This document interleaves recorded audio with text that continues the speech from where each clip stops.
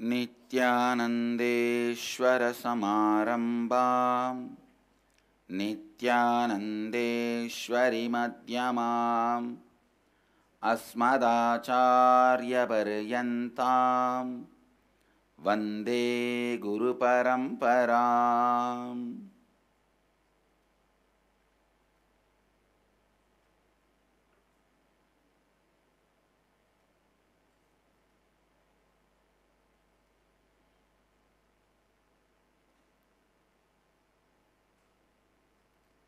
I welcome all the devotees, disciples, Samajis, Satsangis, Srimahans, Mahans, Kotaris, Tanedas, visitors, viewers, sitting with us all over the world through Nithyananda TV, Sadhana TV, Ara TV and two-way video conferencing, having Nainadiksha.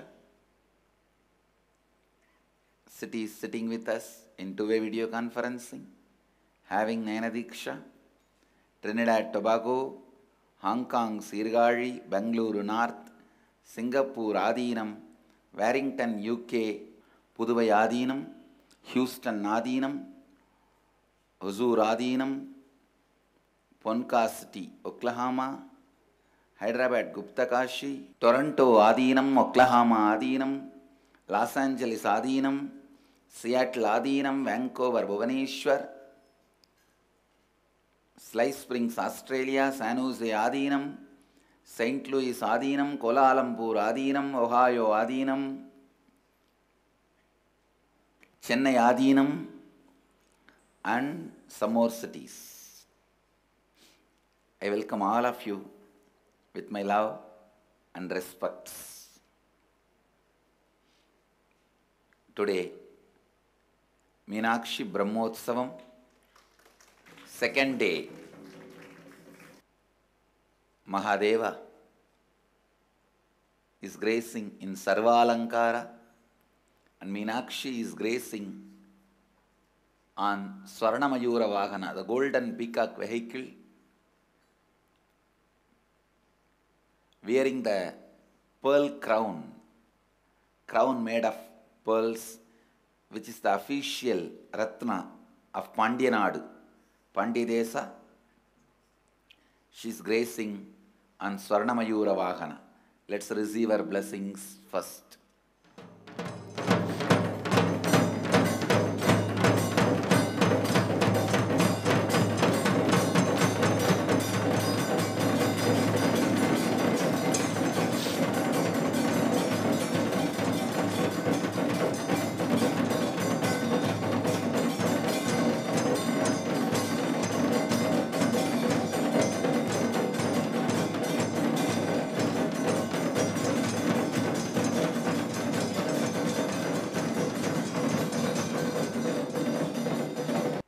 Yesterday we had a Dvajarohanam, official flag hoisting to celebrate, to start the Meenakshi's Brahmotsava.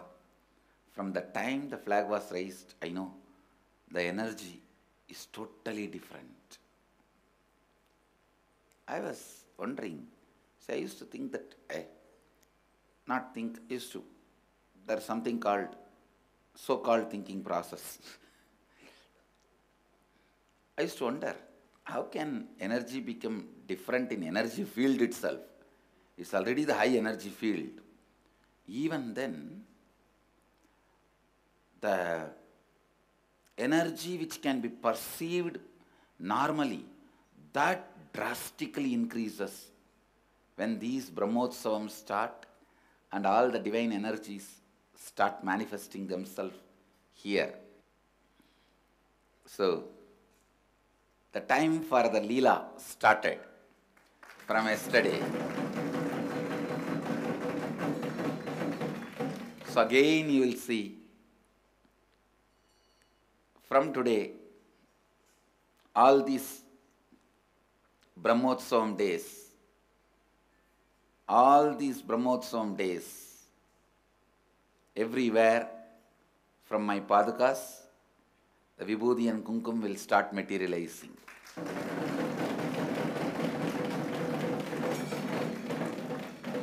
Wherever we have Meenakshi deity, Vibhuti and Kumkum will start materializing on Meenakshi deity.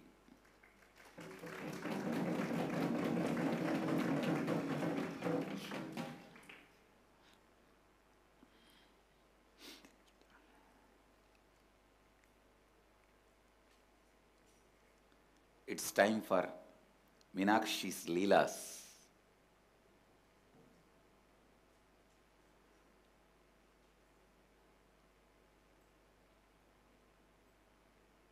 All the temples where we have Devi, Meenakshi's deity, Devi's deity, you should start decorating her, giving her the special offerings, and start celebrating the Devi's Brahmotsavam as much as you can. San Jose should celebrate because you have a beautiful Meenakshi and you represent Madurai. Let's enter into today's satsang. I'll continue to expand on 9th verse of the Ishavasya Upanishad. Please recite along with me. Andham tamah pravishanti ye avidyām upāsate tato bhuya ivate tamah yavu vidyāyām rataha. Those who worship avidya, ignorance, that veils the true knowledge of truth, consciousness, enter into blinding darkness characterized by the absence of perception, but into greater darkness of ignorance than that enter they who, considering themselves as scholarly and learned, are engaged in Vidyā, the incomplete knowledge acquired for vested interests, characterized by the impure perception of truth and consciousness. See, this verse talks about two types of people. One, who worship ignorance. Second, who worship of truth. Knowledge for the sake of vested interest, not for the sake of knowledge itself. Understand? Knowledge for the sake of vested interest, not for the knowledge itself. When you start worshipping the knowledge for the sake of knowledge,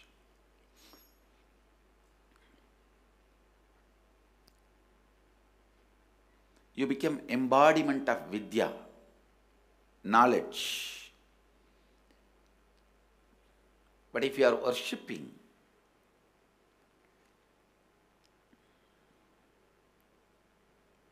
the knowledge for some other vested interests, as I was describing few days before, for the sake of luxury or for the sake of any other comforts, if you stop seeking,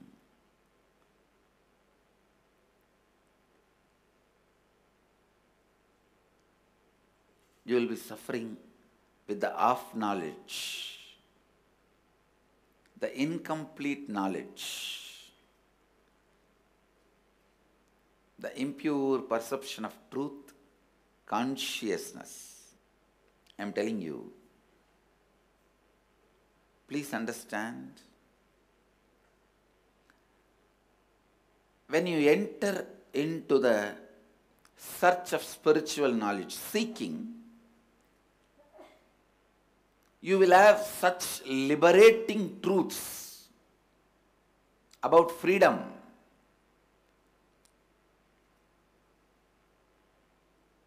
all-powerfulness. All these great truths will be told. But be very clear, unless they become experience Don't try to mess up with the concepts of freedom. Please understand, most of the time, giving into your patterns, you will start declaring as freedom. You will say, after all, I am enlightened, I am a soul, I am free. Then finally, go and eat the beef. Ramakrishna says beautifully in an example.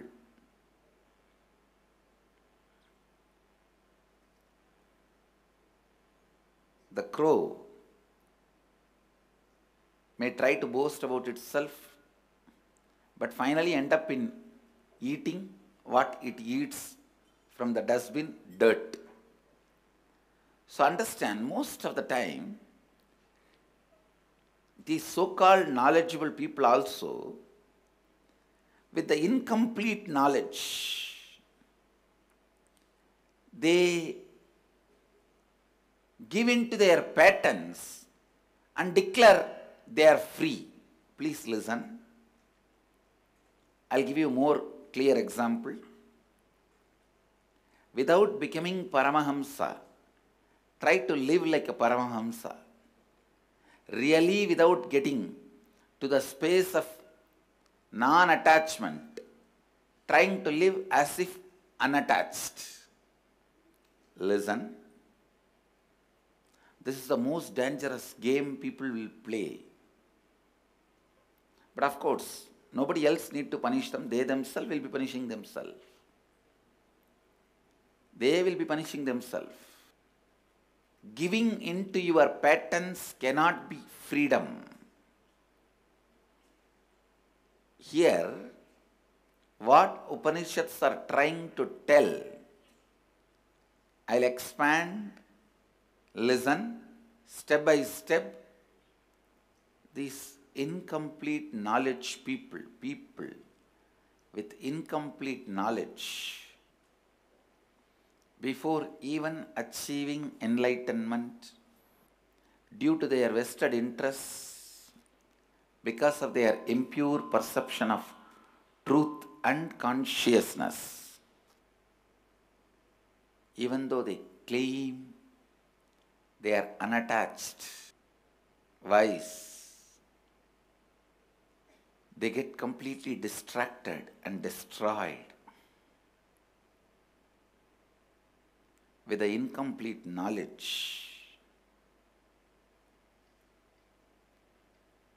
Actually, Upanishads are trying to very boldly describe the obstacles you will face in the initial level seeker and advanced level seeker. For an initial level seeker, the biggest problem is boredom, due to which you don't break whenever you hit the black. You just develop a don't care attitude towards your ignorance. Second, as an advanced seekers,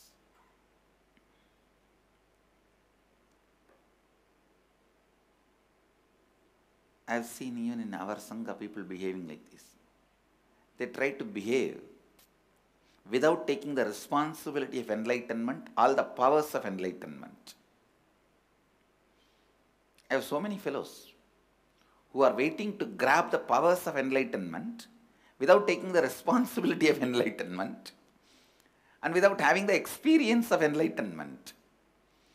Understand, enlightenment is not expertise, it is experience. People start thinking, if they learn how I behave, how I live, and expertise my behavior, they can become enlightened, or they can show themselves as enlightened. Enlightenment comes as experience, not out of being expertised. It is not from expertise. It's from experience. Listen. The second level obstacles are more dangerous. There, you start behaving almost like enlightened, but with the incomplete knowledge, without the expertise. I tell you, an enlightened being, the definition of enlightened being, his level of seeking will be totally different from your level, but he will continue to be seeking, because seeking is the only way he will be alive. That's the only way he even makes you understand he is alive. That's the only qualification of his existence. See, you can prove you are alive by so many things: eating a sweet, having physical pleasures.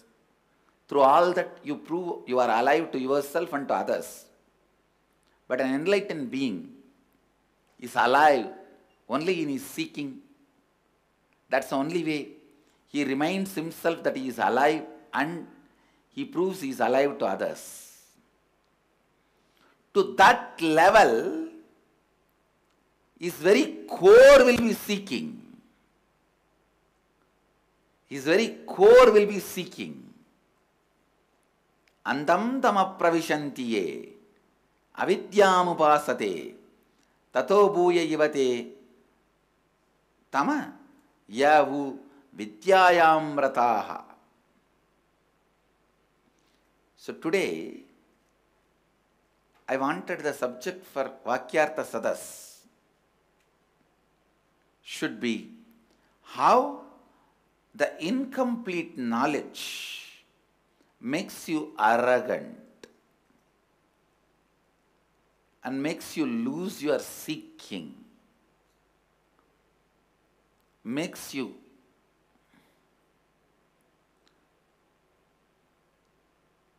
egoistic, and how the growth gets stopped by the incomplete knowledge. Have Vakyartha Sadas on this. I'll continue to expand on these verses in the near future. Tomorrow, day after tomorrow, in the next day's satsang. And I also want to tell you all, because of Brahmotsavam, all the next 10 days there will be unbroken satsangs, means live Nithya Satsang, where I will be physically coming.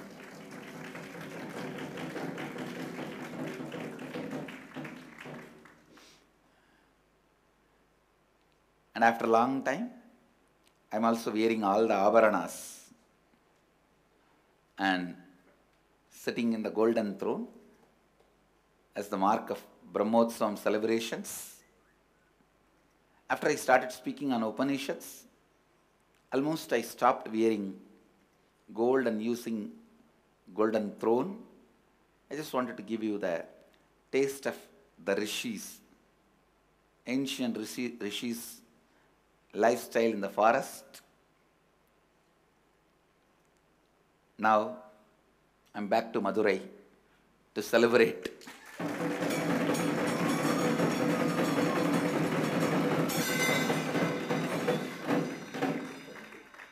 The coronation and the Meenakshi's marriage celebration and ceremonies. I don't know how many of you remember. My coronation also happened in the same Brahmotsavam period. Chitrai Brahmotsavam period only. The 4th day of the Brahmotsavam.